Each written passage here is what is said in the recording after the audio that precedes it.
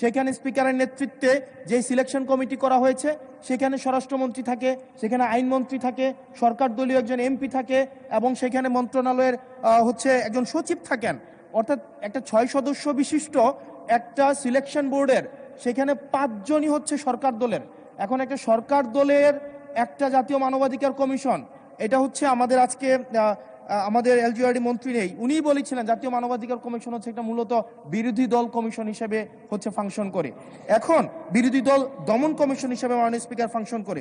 মাননীয় স্পিকার, জাতীয় মানবাধিকার কমিশন যখন এটা বিরোধী দল মত দমন কমিশন হিসেবে ফাংশন করে, আদতে এই কমিশনটা কিন্তু আমরা যদি দেখি মানবাধিকার যেখানে যেখানে ক্ষুণ্ণ হয়েছে এগুলা কিন্তু সরকারি সংশ্লিষ্ট সংস্থা করেছে।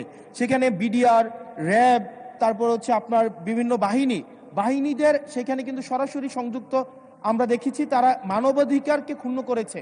কিন্তু 2009 সালের জাতীয় মানবাধিকার কমিশন আমরা দেখেছি যদি বাহিনীর বিরুদ্ধে আপনি কোনো তদন্ত পরিচালনা করতে চান তাহলে সেই বাহিনীর অনুরোধ সেই বাহিনীর পূর্বানুমতি আপনার লাগবে, সরকারের পূর্বানুমতি লাগবে। মাননীয় স্পিকার, সরকারের পূর্বানুমতি নিয়ে সরকার যে মানবাধিকার ক্ষুণ্ণ করবে সেই মানবাধিকারের তদন্ত কতটা স্বচ্ছ হবে সেটা এই সংসদের প্রত্যেকটা সদস্যই সেই বিষয়টি জানে।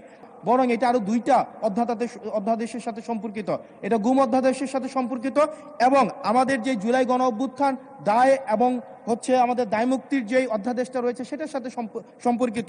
আজকে 2025 সালের জাতীয় মানবাধিকার কমিশন এটাকে ল্যাপস করার মধ্য দিয়ে আদতে বাকি 2টা অধ্যাদেশকে অর্নামেন্টাল করে ফেলা হয়। এটাকে আদতে সরকার এই পরবর্তীতে অধ্যাদেশগুলোকে রাজনৈতিক দমন পীড়নে যে ওয়েপনাইজ করবে না সেটির কোনো নিশ্চয়তা নেই। মাননীয় স্পিকার, আমাদের সবচেয়ে বড়, আমরা ইতিহাস থেকে কোনো শিক্ষা নেই না। আমি এই সংসদে দাঁড়িয়ে এটা হিস্টোরিক্যাল ডকুমেন্ট হিসেবে থাকবে, এটা এই বছর পাস না হোক, আগামী বছর পাস না হোক, সংখ্যাগরিষ্ঠতার দোহাই দিয়ে হয়তো এটাকে ল্যাপস করা যাবে, কিন্তু এই সংসদে জাতীয় মানবাধিকার কমিশন অবশ্যই পাস হবেই হবে। মাননীয় স্পিকার।